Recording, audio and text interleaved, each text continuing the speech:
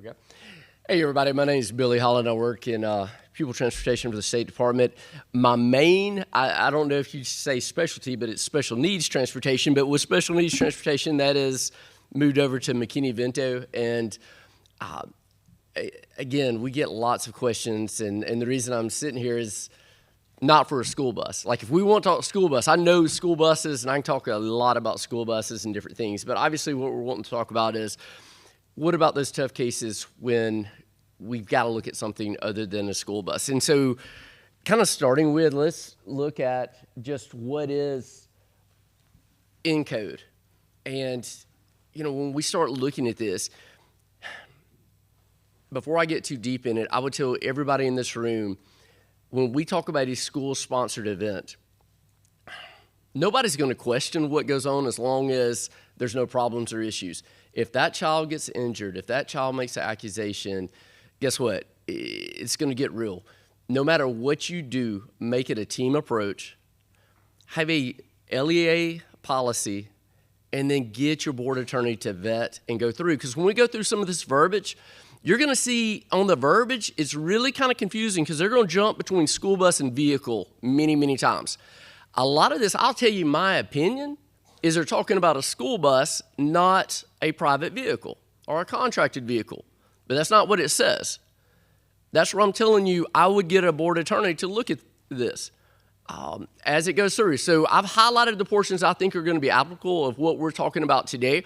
So if you look at 1627.1, I think that's really, really clear cut of what it says as it goes through on two parts. I'm going to stick my head over so I can remember what it says. As far as periodic safety inspections of the vehicle, I feel very confident that if you use something other than a school bus, you're going to have some safety inspections on there. But you notice it just says the word periodic. It really doesn't specify. In one of my other slides, we're going to talk about the specificity of it.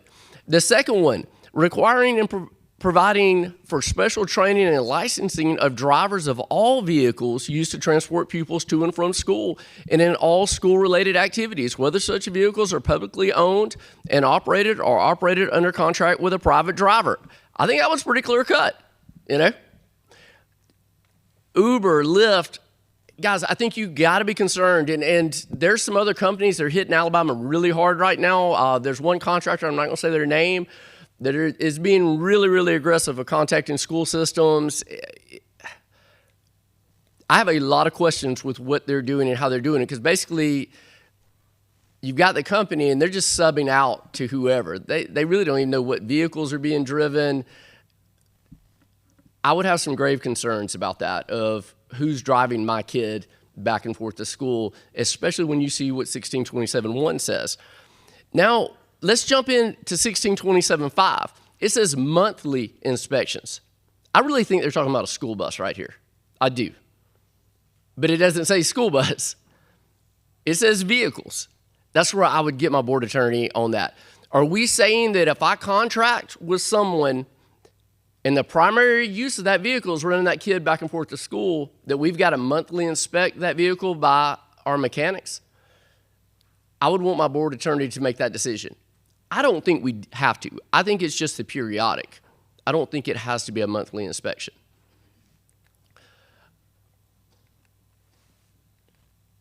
Insurance, 1627.7. It's talking about liability insurance.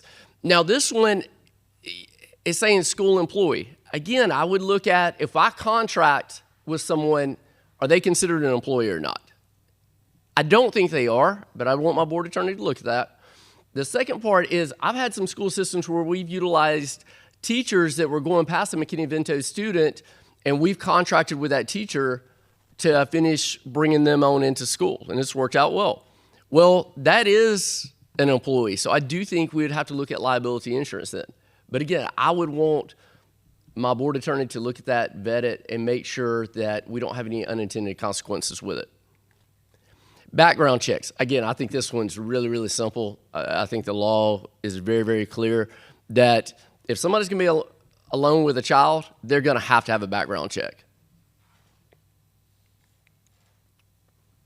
And again, I'll say this. To me, that's probably Uber, Lyft, anything like that, that's going to exclude them. I would think they're not going through AIM. Now, some of these other contractors are saying they're going to put theirs through background checks. We'll see, but that one's very, very clear. All right, a couple of things that are not addressed for non-school bus, but guys inside the school system to protect you guys from negligence. I would cross this bridge to see, do we need to have a school system policy or procedure in place? And the first is going to be drug and alcohol testing.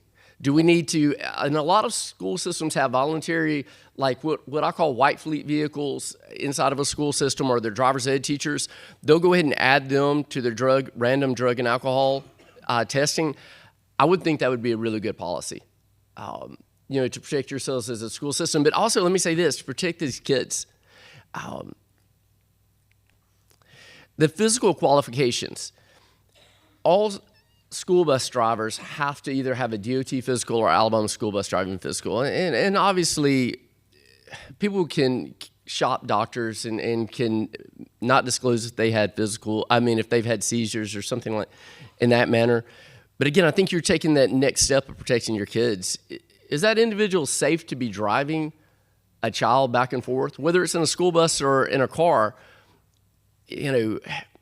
Doesn't seem like that would be a whole lot to ask and for you guys to protect yourself, to have an actual physical on that individual that you could file that, as far as information that you had, this person met all the criteria to be safe.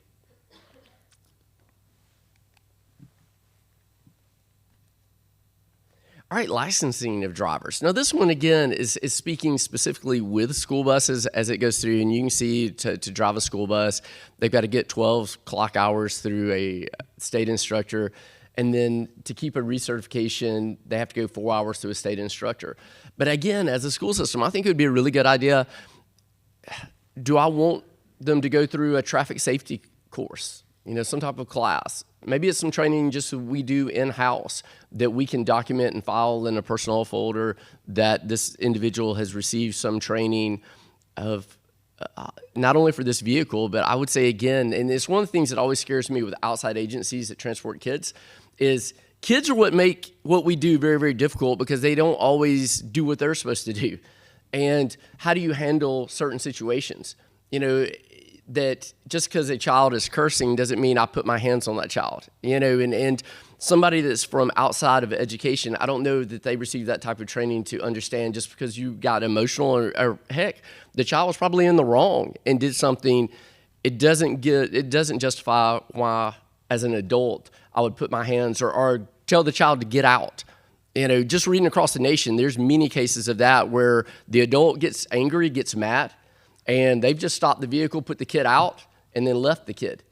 And let me say this, I'll talk on a personal just for a second.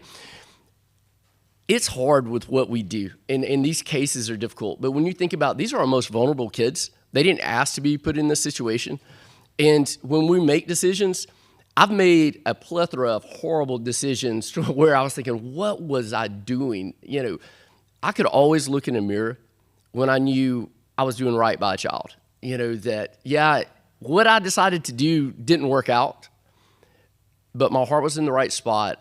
I was putting that child's best interest. I think where we get in trouble is when we start looking at convenience, we start looking at the money, and we all know in the school system, money drives what we do. But when those two factors are at the top of the list, I think it's harder to look in the mirror of when it goes wrong, when it goes south, of the decisions that we're putting this vulnerable population in. Other considerations. One of these contractors, I've had this conversation with them several times, that I think there needs to be cameras in the vehicle. We have them in school buses as part of our specifications, that there has to be cameras in that school bus. That's to protect everyone involved. I would say, again, if I was contracting with somebody, there would have to be videos there, because as well as I do, there's going to be accusations that are made. We need to be able to know what it actually happened. I would also say if that child comes to me and makes that accusation, I want to be able to review something and see what was going on that, because the other adult's going to deny it. I think we've got to look at the gender of the driver and the passenger. I don't know if I want a 15-year-old female riding with a 35-year-old male, and those are the only two people in the vehicle. I don't know if I'm going to sign off on something like that. So again, when you look at your system policies as something to be thinking about, I do think that is something a bridge we'd want to cross. I would also look at what age are we okay with this child riding without their guardian? Because there's a lot of times, like, I've put a kid in a taxi before, but guess what? The kid's guardian was in the taxi as well. I always felt like a parent could make that call whether they decided that was safe or not. We'll reimburse them that mileage, we'll pay their fares, anything like that. It's when I take the guardian out of the picture and it's just that child. Are we saying starting at age 5, I'm going to put them in a vehicle by themselves with just one other adult? What does that need to look like? Again, those are some things I think we need to address as a school system of what do we feel good about? And I'm going to relate it back to like on a school bus. To me, a 5-year-old's a baby. I do not think that we drop a 5-year-old off at a bus stop with no guardian there. And we're just going to tell a 5-year-old, hey, walk up to your house. There's all types of people that can take advantage of that situation of seeing, again, I'll say a vulnerable population that's by themselves. But at what age do we feel good of dropping a kid off by themselves? There's nothing that's in black and white that's going to tell us, but I think as a school system, that's something that we look at and we make a determination of what do we feel good about, what do we think is going to be safe. And then I think we do have to have a policy with vehicles, with vans. There's some with 15-passenger vans, and my boss is here somewhere. Chad, are you in the room? He's ran out on me. All right. With 15-passenger vans. And here's where it's crazy, guys. There is federal law saying a school system cannot purchase a 15-passenger van. But you could actually use a 15-passenger van as long as it's not new, it's used, and all this. But now what is that doing to you liability-wise? I think it's raising it because if something bad happens, obviously there is tons on the Fed side of saying, hey, you really don't need to be doing this. It's not safe. It's top heavy. It's meant for cargo, not people. It gets overweight. On and on and on. But there's not a law preventing you from a used 15-passenger van. Sure. Okay, the question online says, does the state or any of the other districts present today have a model procedure for transportation of students other than on school buses? Yes, there's several school systems that have policies in place on their local policy for using vehicles other than school buses. There's not a law that says you've got to use a school bus. I mean, there's not. I do think it increases your liability when you don't use a school bus because school bus is the safest means of transportation. And then all these other protections are in place of videos, licensing, inspections, on and on as it goes through. But that's why I would say if I'm going to use something other than a school bus, I'm saying that for this child, like some of my McKinney-Vento, I don't think it's healthy to put a 6-year-old and say, you know what, 4 hours a day you're going to be in transportation, 2 hours on the front side, 2 hours on the back side. I wouldn't want to do that, much less at 5 or 6. We're going to tell a kid they've got to get up that early to get on a school bus. So there's times I think in the child's best interest, I'm going to look at a different type of vehicle, even though it might not be as safe in a crash as a school bus. I think in the child's best interest, we need to look at something else. Now it's our job as a school system, how do we make that as safe as possible? And I think those are some things that hopefully we've talked about today, of inspecting that vehicle, physicals for the driver, drug testing, cameras inside that we need to address. William, they would like to get a sample policy. Okay. This is Laura Phillips. I don't have her location, but is there a way or if she can email, I can't remember if I put my email on the front of this. Let me go back. I didn't. Look at there. Somebody, there's my email. Just email me and I know several school systems that I could send you to. Now, I will say this, all of theirs looks different. But again, if it's a board policy, we know that it's gone, the Board of Education has voted on it, but it's went through the board attorney. Even if I don't necessarily agree with the board attorney, I think it's protecting you as a school system that we've at least vetted it.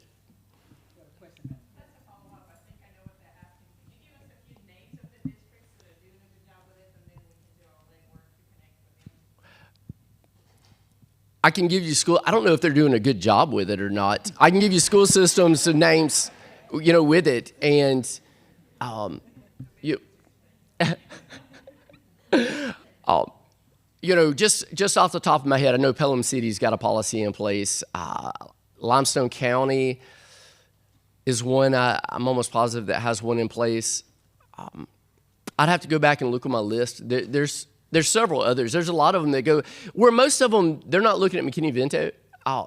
What they're looking at is usually field trips and athletic events, and that's where these policies are derived from, is usually dealing with those. And I'll just say on the special needs side, we do it all the time. Like I'll get an autistic child that, sensory-wise, the school bus is just not the safest place for the kid. It's not. And so we're going to look at a different type of vehicle for that child to make the sensory side of it a little bit better, to hopefully reduce the time that child is in transportation. And again, there's not a law saying we've got to use a school bus. It's just that we've got to prove why another vehicle is in that child's best interest, because obviously that other vehicle is not going to be safe in a crash. Is what a school bus is going to be. And so we work from that. And at times it looks different depending on the needs of that child. Okay, William. We have given gas cards to students that are homeless, and they aren't able to ride the bus. These vehicles or drivers aren't inspected.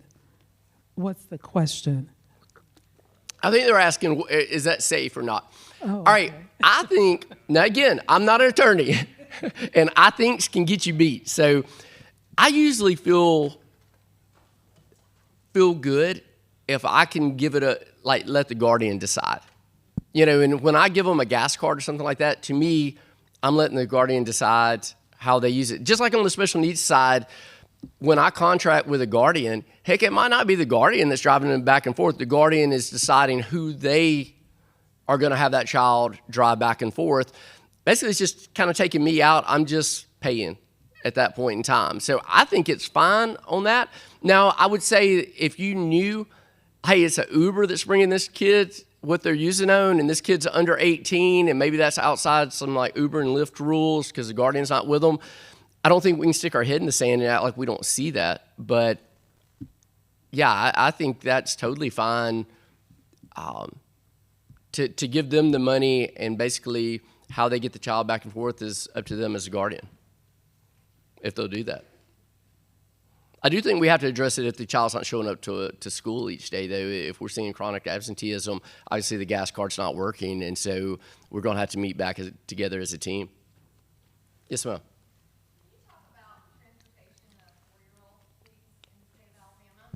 I can. Thank you. All right, the question is, can we talk about the transportation of 4-year-olds in the state of Alabama? Are we talking about non-IEP 4-year-olds or IEP? Okay, both. All right, I'm going to start with the easy part, the IEP. Basically, we just follow the IEP. Whatever, that child, we start servicing that IEP at the age of 3. And if transportation is a related service, and we're going to follow what that IEP tells us for transportation, if they're qualifying at that age, they're going to be in some type of restraint. More than likely, it's going to be a forward-facing booster seat, depending on what their weight is. But again, we can use a forward-facing car seat, rear-facing car seat, depending if they don't weigh 25 pounds. And if they're a flight risk, we can use a vest at that age as well. But we're just going to follow like any other IEP on an IEP team, and we'll address it on the transportation page. Where most of you are probably going to ask me is, what about when that child does not have an IEP? What about transportation? And we're going to get into some gray, murky water. Because here's what you got. You have no law. There's none.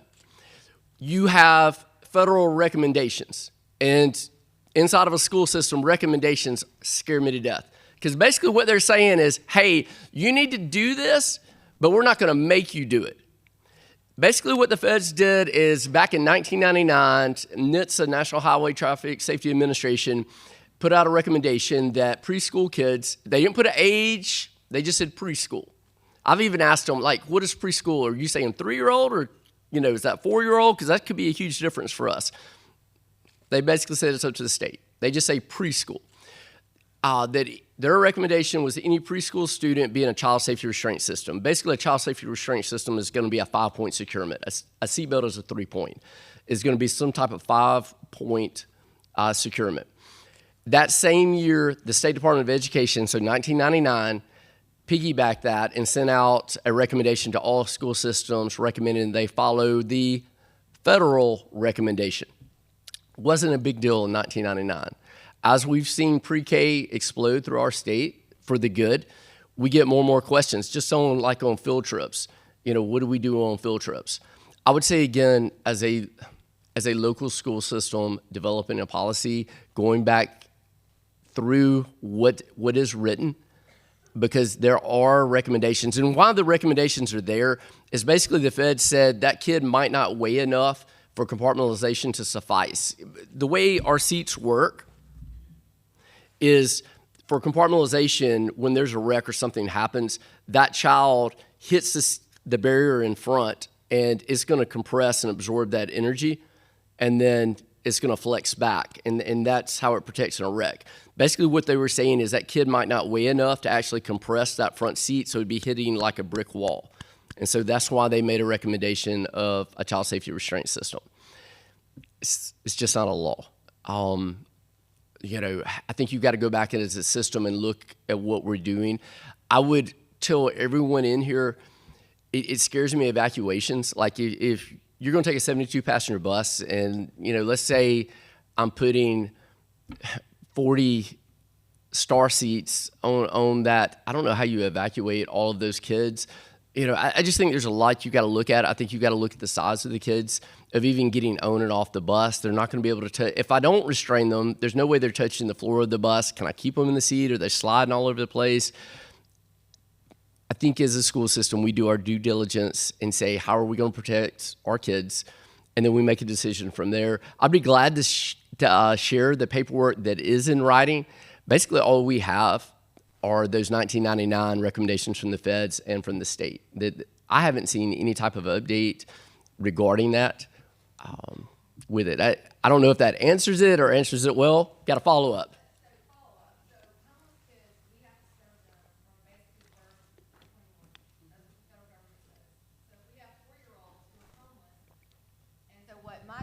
Said is, we can't.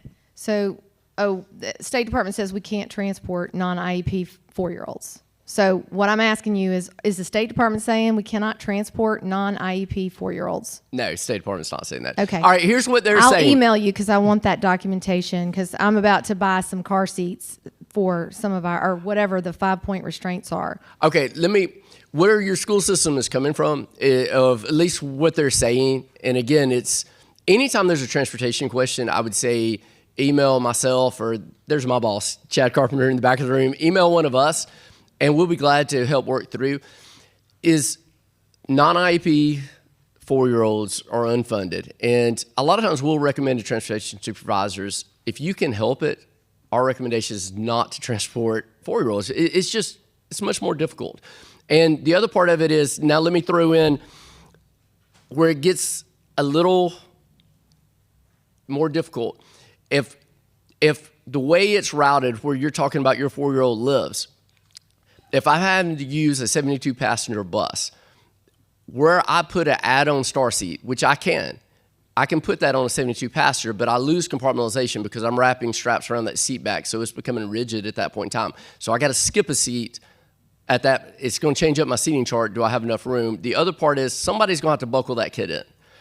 Are we going to ask a bus driver to, in the middle of the road with the stop sign out, get out of the driver's seat, buckle kids? I don't know how many we're talking about. So it's a little bit more complicated of what that looks like. It's a little easier to do if I can put it on a special needs bus, because usually I'll have an aide and I'll have that second adult. I would tell all of you in this room, since we're talking about this, I would talk to my transportation supervisors on my 72 passenger buses to spec out those buses where the first 4 seats had integrated seats in it, to where those add-on and seat belts were built into the seat, because if they're built into the seat, you don't lose compartmentalization. That seat back will still flex because we're not wrapping anything around that seat back. It allows me to put more kids on the bus, and then what I would probably look at is maybe all of you, I'm guessing, have like pre-teacher programs, things like that. I would try to work in like some kind of cooperative service hour type for my pre-education students to work as mentor students with those really young kids, and maybe they go through a training class. We do free training classes at the state of how do you buckle, how do you do that, and that might be a workaround so the bus driver doesn't have to get out of their seat. Thank you so much.